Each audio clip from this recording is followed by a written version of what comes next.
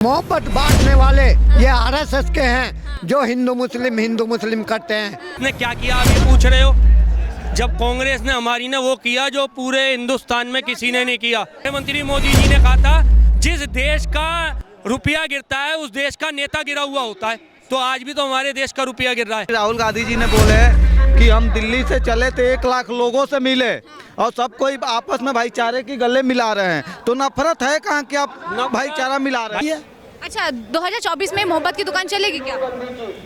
खैर चले ना चले, मगर हिमाचल का नतीजा, भारत जोड़ो यात्रा प्रोग्राम और दिल्ली का बीजेपी को ना आना, इससे बीजेपी का पैर फुला हुआ है। अच्छा, आपने झंडा ले रखा है, क्या क्या मंतव्य है आपका इसका झंडा लेकर? हमारा जो झंडा है ये कांग्रेस के लिए है। अच्छा, कांग्रेस की जो नफरत है भारत जोड़ो यात्रा से वो दूर करने के लिए भारत जोड़ो एकता हो। अच्छा, राहुल गांधी क्या संदेश दे रहे हैं? झंडे से ये संदेश है कि हिंदू मुस्लिम सिख ईसाई आपस में है भाई भाई, इस झंडे की। अच्छा, अब उत्तर प्रदेश का सुन लो। उत्तर प्रदेश का किसान आज परेशान है।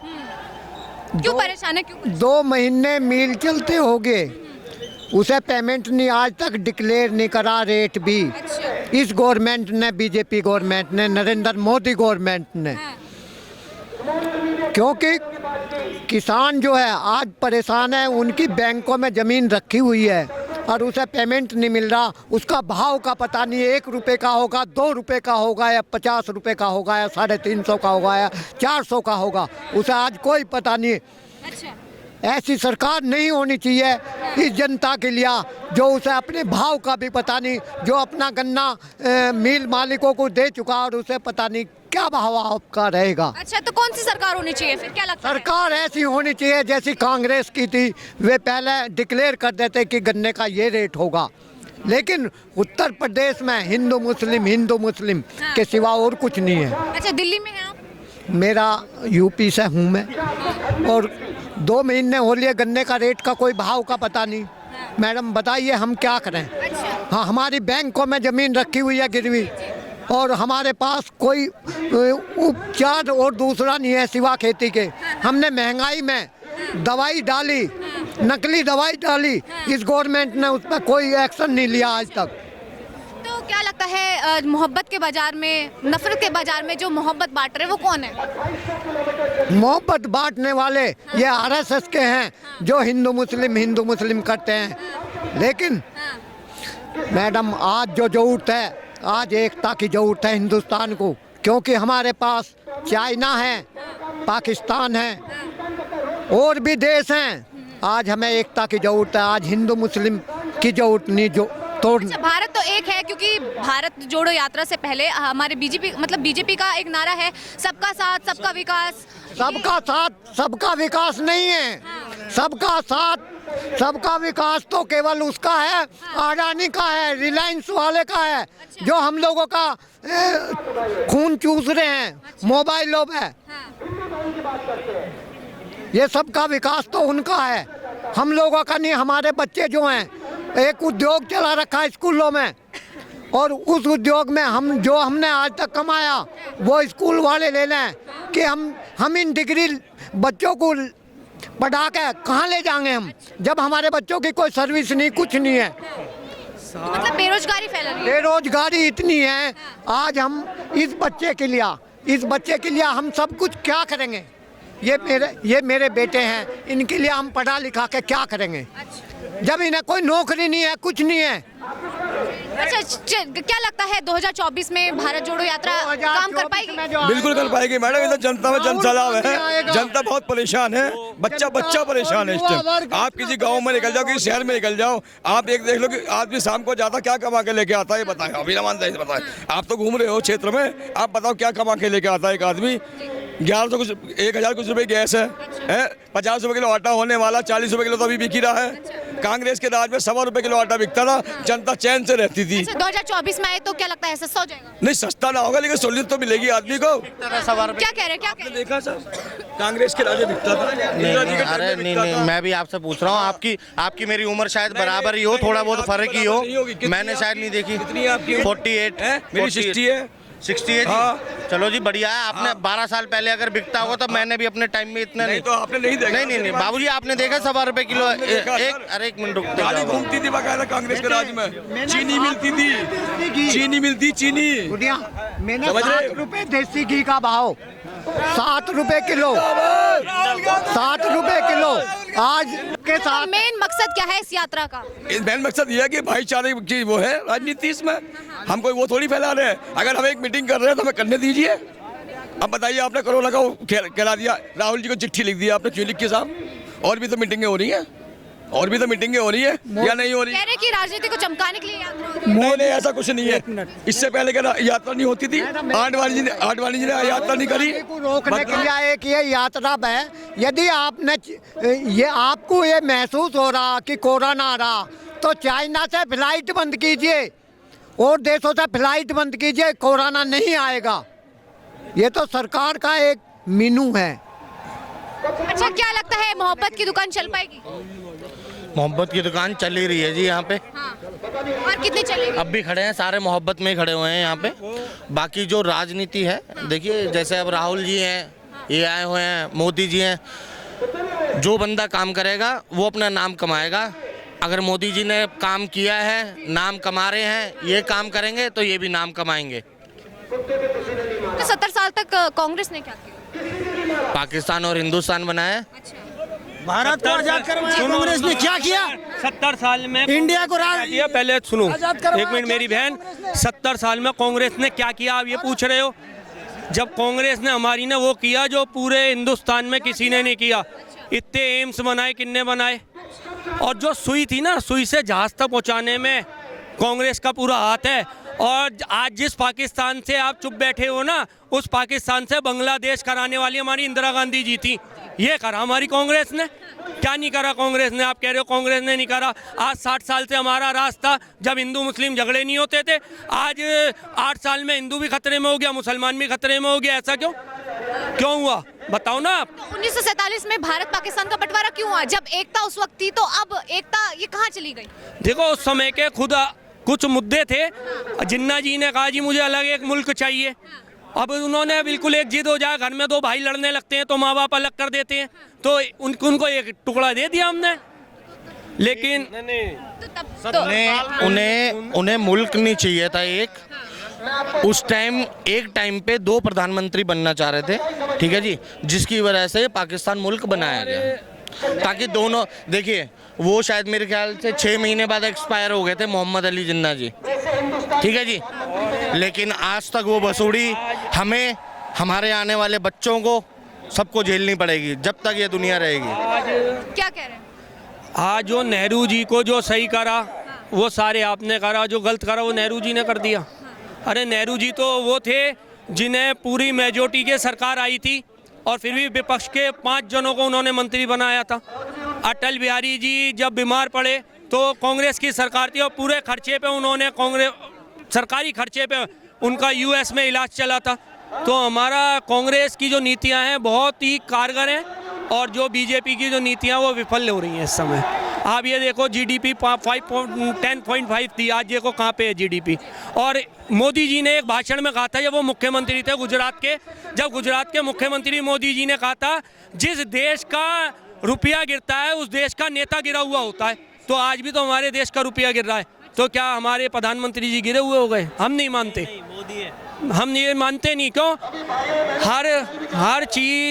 हर चीज़ एक वो होती है, ठीक है, कोरोना के टाइम में हर एक ने एफर्ट्स करे, लेकिन जो कांग्रेस ने काम करा उसका कोई सानी नहीं है। अच्छा, भारत जोड़ो यात्रा का जो महत्व क्या है, वो महत्व क्या है? लोगों को एक दूसरे से जोड़ने का महत्व है, हिंदू मुस्लिम सिख ईसाई भाईचारा दिखाने का महत्व है, और कोई ये राजनीतिक वो नहीं है। नहीं तो पहले से ही है कि सबका साथ सबका विकास बीजेपी का नारा है, तब भी जुड़े हुए थे और 70 साल पहले भी जुड़े हुए थे। अब कौन से लोगों को जोड़ने का? बहन, विकास तो हुआ ही नहीं ना।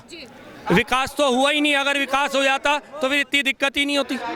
विकास नहीं हुआ। कहाँ विकास नहीं हुआ? आप बताओ ना कहाँ विकास हुआ। एक चीज़ बताओ, आपने मोदी जी ने ये कर दिया विकास के मुद्दे पे। आज 2 करोड़ नौकरियों का वादा करा था, हुई 15-15 लाख रुपए खाते हर एक के उसमें आए, कुछ भी नहीं हुआ।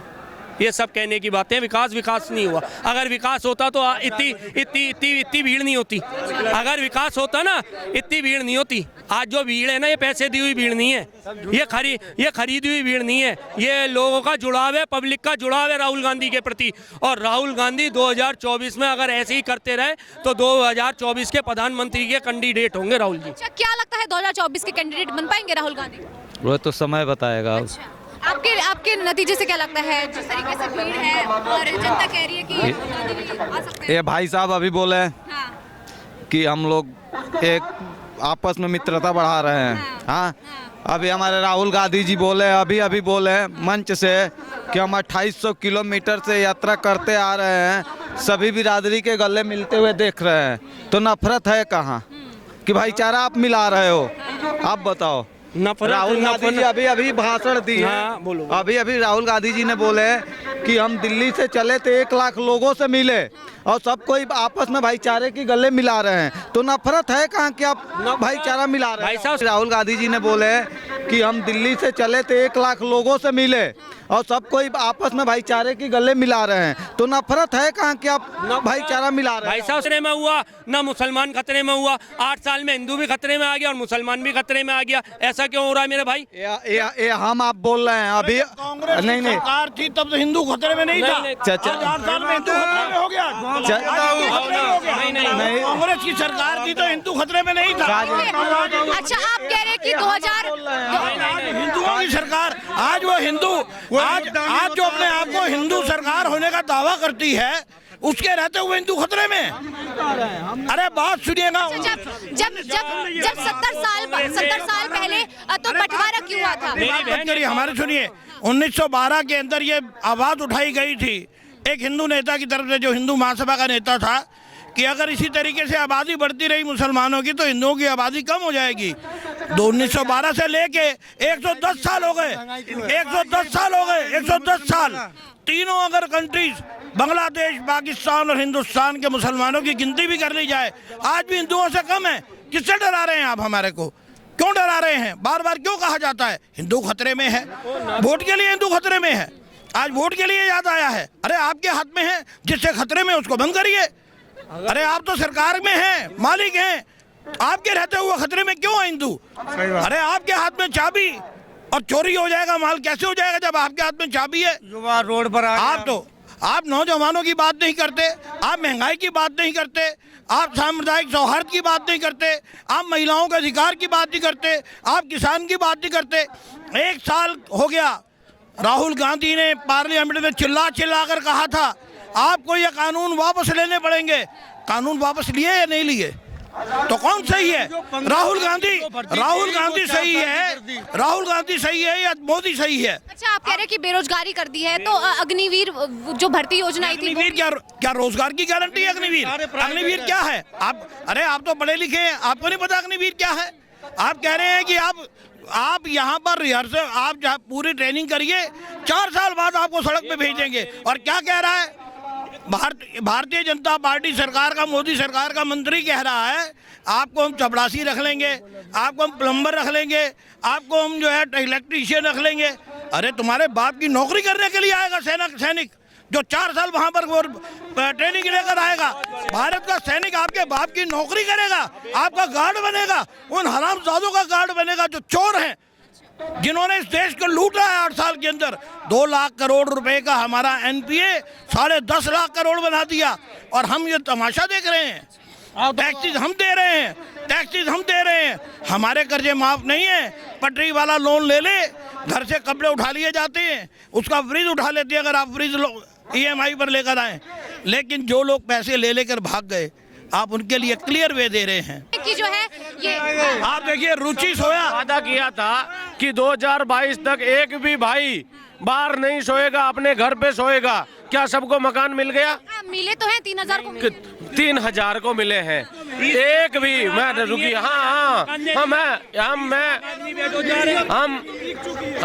हम कभी ये डिनाई नहीं करते कि 3000 नहीं मिले। 3000 से पहले ये कांग्रेस पार्टी भी इंदिरा आवास के नाम से आवास देती थी, लेकिन मोदी जी ने ये वादा किया कि 2022 में एक भी व्यक्ति ऐसा नहीं होगा जिसके खुद की छत नहीं होगी, ये उन्होंने कहा था और अपने भाषण में कहा था और अपने उसमें घोषणा पत्र में किया था। ठीक है, दूसरी बात, आपने अभी पहले पूछा था कि 70 साल में कांग्रेस ने क्या किया। 70 साल में कांग्रेस ने ये किया कि मोदी जी आज 7 साल में वो बेच रहे हैं। अगर 70 साल में कांग्रेस पार्टी नहीं करती तो मोदी जी क्या बेचते? मोदी जी, कांग्रेस पार्टी ने नवरत्न कंपनियां खोली थी, जो कंपनियां इस देश के रोजगार दिया और इस देश में जो सामान, जो चीजें हमारा आत्मनिर्भर भारत की जो बात कर रहे हैं ना, वो आत्मनिर्भर भारत है, वो कांग्रेस पार्टी ने नेहरू की सोच थी। मोदी ने जो अत्याचार आजकल देश के ऊपर कर रखा है, खास करके जितने भी यंग मैन हैं और खास करके जो सरकारी जो मुलाजिम हैं उनके ऊपर जो अत्याचार कर रखा है, गरीब आदमी को हर तरह से दबाया हुआ है। जो भी रेल है, कोई भी प्रोजेक्ट है, सबकी यानी के बेचने पे लगा हुआ है। जो कांग्रेस ने यानी के इकट्ठा करके अब तक बनाया था, गरीब मजदूर को यानी के इसी क्षेत्र तक पहुँचाया था, वो यानी कि इसने सारा बेच के सारे पूरे ही हिंदुस्तान को इनका तबाह किया हुआ है, केवल अपने यश बनाने के लिए। कह रहे हैं कि परिवार और पार्टी में डिसबैलेंस हो रहा है कि कोरोना आ रहा है, फिर भी यात्रा कोरोना के लिए इसकी महागद्दारी है, ये महाचोर है। जब ये अपना रैली करने जाता है, जब बंगाल में गया था, क्या जब कोरोना नहीं था? जब वहाँ कोरोना नहीं था, किसी ने मास्क लगाया था? जब इसने ये कोरोना के लिए अभी ये किया है, किसी एयरपोर्ट में किसी अनाउंस किया है, किसी पब्लिसिटी में किया है, क्या राहुल गांधी को चिट्ठी भेजी कि क्या इसके लिए इंटेलिजेंसी नहीं है? क्या कोरोना इसके लिए है? क्या कोरोना अभी आया हुआ है? जब कोरोना नहीं था, इसने पूरे देश को बर्बाद कर दिया है। जो मजदूर करने वाला इंसान है वो 1100 रुपए का सिलेंडर कहाँ से खरीदेगा? यानी कि तुम ये सुनिए, ये कहता है कि हमने इंसान के लिए हमने अपने ये काम कर दिया है। अब तुम जाकर देखिए देहात में जाके उनकी कंडीशन क्या है। आपको बुरा ना मानना, मीडिया वहां तक जाते ही नहीं है। जहां पब्लिक परेशान है, जहां एक टुकड़े से उतर रही है, वहां मीडिया जाती नहीं है, दिखाते नहीं है, क्योंकि मीडिया से बिकी हुई। मैं सही कह रहा हूँ। क्यों आए आप इस यात्रा में क्यों आए? मैं ना 10,000 रुपये कमाता हूँ। हाँ। मेरा परिवार चलता नहीं है। हाँ। महंगाई बहुत है। अच्छा, तो पैसे मिलेंगे आप पे आने के? नहीं, महंगा सामान सस्ते होंगे। हाँ। मेरे पैसे बचेंगे। अच्छा। मैं 2 पैसे बैंक में जमा कर लूँगा। हाँ। मेरे परिवार बनेंगे, मैं उसकी शादी ब्याह कुछ भी कर सकता हूँ। ये सरकार से हम कुछ नहीं बचा पा रहे, उल्टा हम कर्ज अपने दे पे ले रहे हैं। ये सरकार निकम्मी है, ये सरकार निकम्मी है। राहुल भैया जिंदाबाद। क्या लगता है, मोहब्बत की जो राजनीति है और नफरत की राजनीति है, कौन आगे आएगा?